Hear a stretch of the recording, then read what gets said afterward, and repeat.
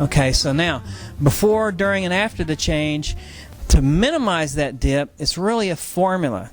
And the formula is fairly complicated looking, but if you want to go a step further, it's really just those 7 attributes of excellent management.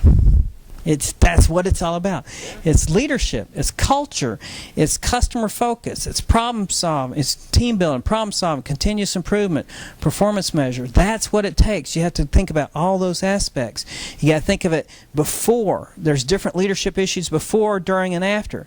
You got to think of culture. There's different cultural issues before, during, and after. You got to think of customer focus. There's different ways you handle the customer before, during, and after.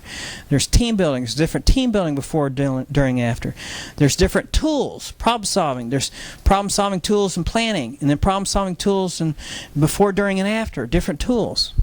You got more decision making tools up front, more implementation tools in the middle, and more lessons learned tools at the end, or verification, validation tools at the end. There's performance measures at different places. Some of those go all the way through the change. But if you can do that, and that's not a new thought, because that formula, those 7 attributes, there's people who are writing about that. And for example, these are somebody else's formula. Dissatisfaction with the current state, that's part of the formula. If you have a lot of dissatisfaction with the current state, it raises your ability, right? There's vision of the future. What you see, how big that butterfly is, how pretty that butterfly is.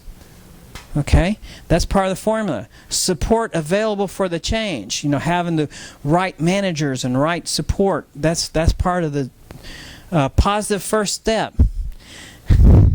A lot of times when you're designing a system, then what you got to think of is that system has to work the moment you start it, because that first impression is important. Okay? And all this is on the website. Resistance, so all those things. There's about 100 of these we could put together, but it all boils down to leadership, culture, customers, team building, problem solving, continuous improvement, and performance measures. And those are just it. All right, let's see if there's anything else. And all that's written up. That's probably one of the pages on the website that has the most information that you can go back and look at. So what do you think? Let's talk about what we just went through. I gave you a lot of material, right? Yeah, that's a lot to digest. It is. Mobile. The mobile? Well, that's the whole reason for it. And the mobile is just excellent management. If you have excellent management, and you can't have excellent management without excellent leadership, because people are always involved. Okay? And that's a good point. Is there anything that you saw that you would add to it, or any thoughts you have the way you'd apply it?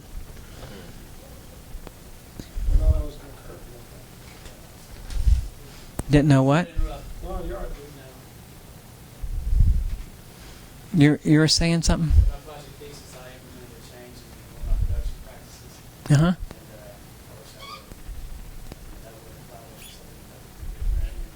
Sure. Yeah, and it's kind of too late now, I guess, isn't it? Let's see. Well, there's something in here that you guys already seen at the very first. That force. You remember the force field analysis? Okay, so let's apply the force field analysis. That was your first class, right? So remember the force field analysis. The desire, it's a systematic method to understand competing forces that increase, decrease the likelihood of successful change, right? So now, if you look at force field analysis, I'll show you how it just compares. In the force field analysis, this is where the curve is. So you're pushing this curve this way, and you don't really know about the dip or how deep that dip will be. And so, remember the example you had was stop smoking, I think. And so you have pressures to push you to stop smoking, but you have pressures to push you back. And that whole dip you can't see. And then let's see if I can see another one.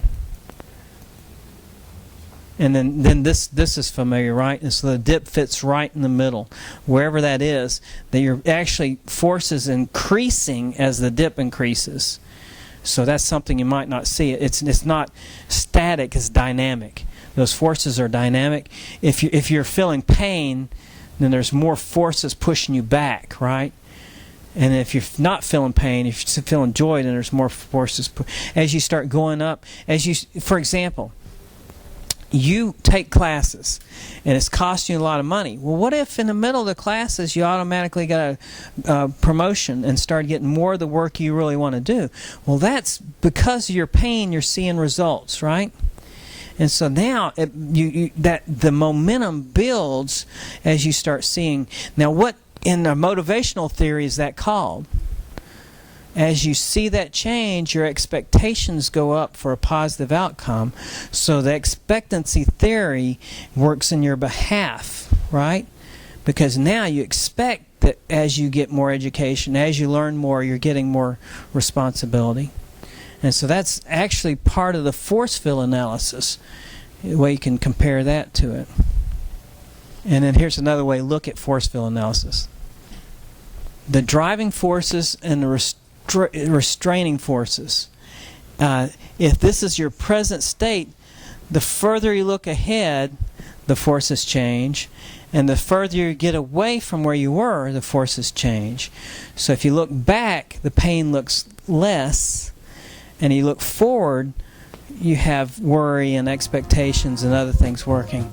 So if you want to look at the amount of productivity changes as you go with